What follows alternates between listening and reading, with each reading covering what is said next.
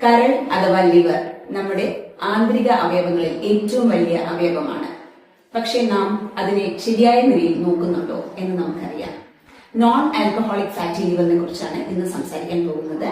ഞാൻ Uma Kalyani, registered dietitian, Sriramakrishna charitable ഹോസ്പിറ്റലിലെ senior ഡയറ്റീഷ്യനാണ്. NAFLD അഥവാ നോൺ ആൽക്കഹോളിക് ഫാറ്റി ലിവർ ഇന്ന് നമ്മുടെ സമൂഹത്തിലെ പലരെയും അലട്ടുന്ന ഒരു പ്രശ്നമാണ്. ചീത്തയായ ആഹാരശീലങ്ങളും അനാരോഗ്യകരമായ ഭക്ഷണശീലങ്ങളും വ്യായാമക്കുറവുമൊക്കെ ഇതിന്റെ പ്രധാന കാരണമായി കണ്ടുവരുന്നുണ്ട്.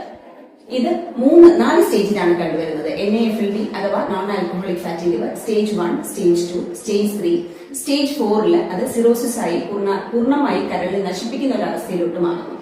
പക്ഷേ സ്റ്റേജ് 1 or 2 നമ്മൾ ഇത് കണ്ടെത്തുക, ഡയഗ്നോസ് ചെയ്യുകയാണെങ്കിൽ തീർച്ചയായും നമ്മുടെ ആഹാരത്തിൽ വരുത്തുന്ന ചിട്ടയായുള്ള ഓരോ മാറ്റങ്ങൾ വഴിയും വ്യായാമം ചെയ്യുന്നത് വഴിയും നമുക്ക് പൂർണ്ണമായും അത് ലിവറിനെ നമ്മുടെ ആരോഗ്യസ്ഥിതിയിലോട്ട് വരുത്താനായിട്ട് സാധിക്കും.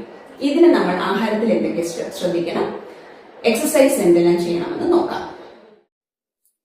NAFLDക്ക് അഥവാ കരളിൽ കൊഴുപ്പ് അടിഞ്ഞുകൂടുന്ന അവസ്ഥയ്ക്ക് നമ്മൾ ആഹാരത്തിൽ എന്തൊക്കെ ശ്രദ്ധിക്കണമെന്ന് നോക്കാം. പ്രധാനമായും കാർബോഹൈഡ്രേറ്റ് അഥവാ അന്നജം കൂടുതലായിട്ട് കഴിക്കുന്ന ആൾക്കാരിൽ ലിവറിന്റെ പല പ്രശ്നങ്ങളും കാണാറുണ്ട്. അതുപോലെ തന്നെ എണ്ണയിൽ വറുത്തു പൊരിച്ച ആഹാര സാധനങ്ങൾ കൂടുതലായി കഴിക്കുക, മധുര പലഹാരങ്ങൾ കൂടുതലായി കഴിക്കുക, പഞ്ചസാരയുടെ ഉപയോഗം കൂടുതലായി, അതുപോലെ പാക്കറ്റ് ഫുഡുകൾ, ഇൻസ്റ്റന്റ് നൂഡിൽസ് അല്ലെങ്കിൽ ഇൻസ്റ്റന്റ് ആയിട്ടുള്ള ചപ്പാത്തി, ഹാഫ് കുക്ക്ഡ് ചപ്പാത്തി ഉപയോഗിക്കുന്നവരിലും, ഒരുപാട് ഫ്രൂട്ട്സ് അല്ലെങ്കിൽ പഴവർഗ്ഗങ്ങൾ, ഫ്രൂട്ട് ജ്യൂസുകൾ ഒരുപാട് കഴിക്കുന്നവരിലും ഈ പ്രശ്നം കാണാറുണ്ട്. അപ്പോൾ ആരോഗ്യകരമായ ഒരു ജീവിത രീതിയും ആരോഗ്യശീലവും നമ്മൾ കൈവരിക്കുകയാണെങ്കിൽ തീർച്ചയായിട്ടും NAFLD അഥവാ നോൺ ആൽക്കഹോളിക് ഫാറ്റി ലിവർ തടയാനും ഓൾറെഡി വന്നിട്ടുള്ളവർക്ക് ഇനീഷ്യൽ സ്റ്റേജിൽ തന്നെ നമ്മൾ കണ്ടുപിടിക്കുകയാണെങ്കിൽ അത് പൂർണ്ണമായും ഗുണപ്പെടുത്താനും നമുക്ക് സഹായിക്കും. അതുപോലെ വ്യായാമക്കുറവും ഒരു പരിധിവരെ ഇതിന് കാരണമാകാറുണ്ട്.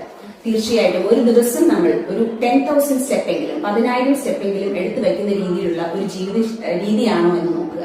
ഇല്ലെങ്കിൽ തീർച്ചയായിട്ടും അത് തുടങ്ങാനായിട്ട് ശ്രമിക്കുക. എന്ത് രീതിയിലെങ്കിലുമുള്ള വ്യായാമം ചെയ്യുന്നത്, ഒരു നല്ല നടത്തമാവാം, അല്ലെങ്കിൽ നൃത്തം അഭ്യസിക്കുന്നതാവാം, സ്വിമ്മിംഗ് ചെയ്യുന്നതാവാം, നിങ്ങളുടെ ഇഷ്ടമുള്ള ഏതെങ്കിലും ഒരു വ്യായാമം നിങ്ങളുടെ പ്രായത്തിനനുസരിച്ചും അതുപോലെ നിങ്ങളുടെ ഫിറ്റ്നസ് ലെവൽ അനുസരിച്ചും ചൂസ് ചെയ്യുന്നത് നല്ലതായിരിക്കും. ഒരു 30 മുതൽ 45 മിനിറ്റ് വരെ എക്സസൈസ് ദിവസേന ചെയ്യുന്നത്, ഒരു ആഴ്ചയിൽ 5-6 ദിവസം ചെയ്യുന്നത് തീർച്ചയായിട്ടും ഇതുപോലെയുള്ള ആരോഗ്യ പ്രശ്നങ്ങൾ വരാതിരിക്കാൻ സഹായിക്കും. ഓൾറെഡി വന്നിട്ടുള്ളവർക്ക് അത് പൂർവാധികം ഭംഗിയോടെ അതിനെ റിവേഴ്സ് ചെയ്യാൻ നമുക്ക് സഹായിക്കും.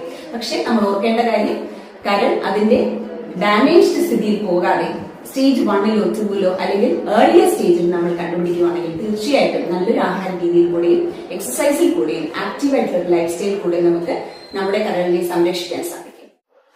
നമ്മുടെ ശരീരത്തിലെ കരൾ ഒരുപാട് വൈറ്റൽ ഫംഗ്ഷൻസ്, ഏകദേശം 500ഓളം ഫംഗ്ഷൻസ് നമ്മുടെ ശരീരത്തിൽ ചെയ്യുന്ന ഒരു അവയവമാണ്. അതിനെ പൂർവാധികം ആരോഗ്യത്തോടെ നോക്കുന്നത് നമ്മുടെ കയ്യിലാണ് ഇരിക്കുന്നത്. ശരിയായ ആഹാരശീലങ്ങൾ കൊണ്ടും വ്യായാമം കൊണ്ടും ഒരു ചുറുചുറുക്കോടുള്ള ജീവിത രീതി കൊണ്ടും തീർച്ചയായിട്ടും നമുക്ക് അതിനെ സംരക്ഷിക്കാൻ സാധിക്കും. നന്ദി, നമസ്കാരം.